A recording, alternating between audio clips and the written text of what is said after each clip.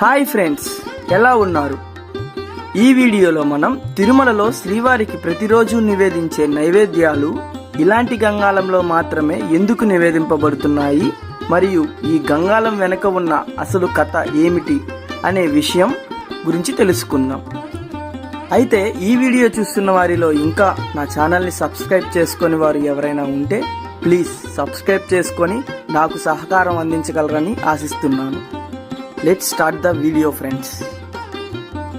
1800 ప్రాంతంలో తిరుమలలో దాదాపు శ్రీవారి కైంకర్యాలకు, నైవేద్య నివాదనకు, భక్తులకు ప్రసాదాల వితరణ కోసం ప్రముఖంగా వెదురు బుట్టలు వాడేవారు. అప్పట్లో భక్తులకు హోటల్స్ లేవు కనుక తిరుమలలో భక్తులకు బుట్టల్లో ప్రసాదాలు పంచిపెట్టేవారు.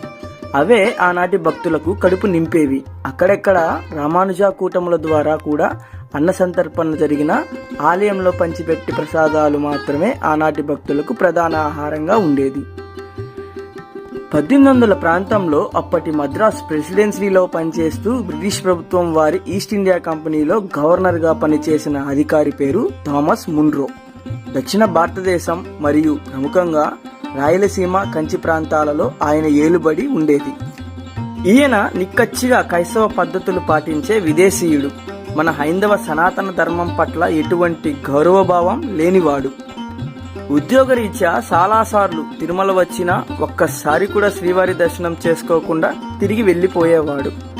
అప్పట్లో తిరుమలలో భక్తులకు గుడి బయట ప్రసాదాలు పెద్ద మొత్తంలో పంచిపెట్టేవారు. అవే వారికి భోజనాలు.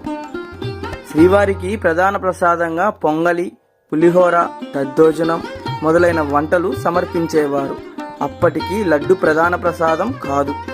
ఆ ప్రసాదాలను భక్తులు ఎంతో భక్తితో అక్కడ నేల మీద కూర్చొని నేరుగా చేతులతో తన్మయత్వంతో తినడం చూసిన థామస్ మున్రోకి ఒక రకమైన అసహ్యం వేసింది. స్వతహాగా విదేశీయుడు కావున అలా నేరుగా చేతులతో ప్రసాదాలు తినడం చూసి అది ఆరోగ్యకరమైన పద్ధతి కాదు అని, శుచి శుభ్రత లేకుండా అలా అందరూ కలిసి ఒకే దగ్గర నేరుగా ప్రసాదాలు చేతితో తినడం వల్ల లేనిపోని అంటువ్యాధులు, కడుపు నొప్పులు వచ్చే ప్రమాదాలు ఉన్నాయి అని మన ఆలయ సంప్రదాయం, ప్రసాదాలు పట్ల ఒకంత చులకన భావం కలిగిన థామస్ మున్రో వెంటనే తన అధికారం ఉపయోగించి నేరుగా తిరుమలలో భక్తులు శ్రీవారి ప్రసాదాలు తినకుండా ఆదేశాలు ఇచ్చాడు. శ్రీవారి లీల ప్రభావంతో ఏ కడుపు నొప్పిని సాకుగా చూపించి ప్రసాదాలు థామస్ మున్రో రద్దు చేశారో అదే తీవ్రమైన కడుపు నొప్పి ఆయనకి వచ్చి ఎన్ని రకాలుగా వైద్యం చేయించినా తగ్గకుండా అతని ఆరోగ్యం క్షీణించి పూర్తిగా అనారోగ్యంతో మంచం పట్టాడు. అనుకోని పరిస్థితుల్లో అతనికి మంత్రాలయం రాఘవేంద్ర స్వామి వారి మీద ఎనలేని భక్తి శ్రద్ధ గురి కుదిరింది. అతను ఆ ఆలయంకి ఎన్నో కైంకర్యాలకు ధన సహాయం చేసిన ఆయన కడుపు నొప్పి మాత్రం తగ్గక నరక యాతన అనుభవించేవాడు.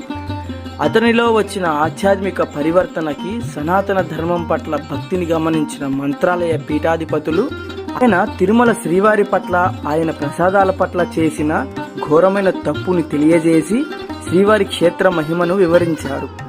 శ్రీవారి ప్రసాదాల మహిమ తెలుసుకున్న థామస్ మున్రో శ్రీవారి పులిహోర నేరుగా తన చేతితో తిన్న వెంటనే కడుపు నొప్పి మటు మాయం అయింది. తప్పు తెలుసుకున్న థామస్ మున్రో శ్రీవారికి కైంకర్యాల కోసం, నైవేద్యాల సమర్పణ కోసం చాలా గంగాళాలు సమర్పించాడు.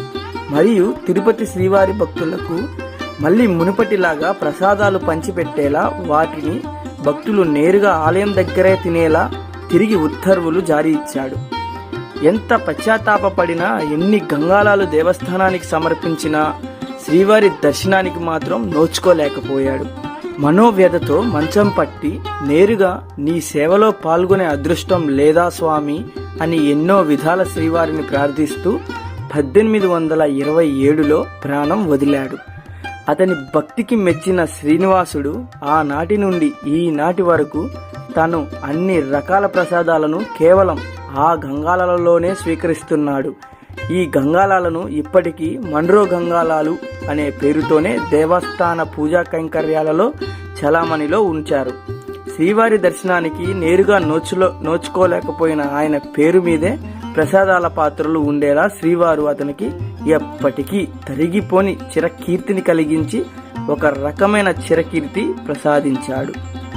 తెలుసుకోవాలన్న శ్రద్ధ, భక్తి ఉండాలే కానీ తిరుమలలో పరమాత్మ గూర్చే కాదు, ఆ పరమాత్మునికి నివేదించే ప్రసాదాలలో కాక ఆ ప్రసాదాల పాత్రల వెనక కూడా ఎంతో విలువైన ఆధ్యాత్మిక మహిమలు, శ్రీవారి లీలలు, చరిత్ర కలదు.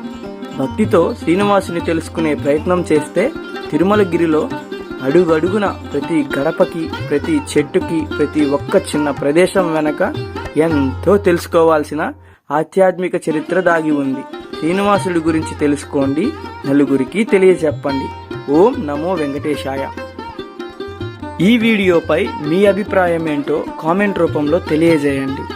అలాగే ఇలాంటి మరెన్నో వీడియోలు నేను చేయాలి అన్న మీ సహకారం నాకు చాలా అవసరం. Please subscribe my channel friends.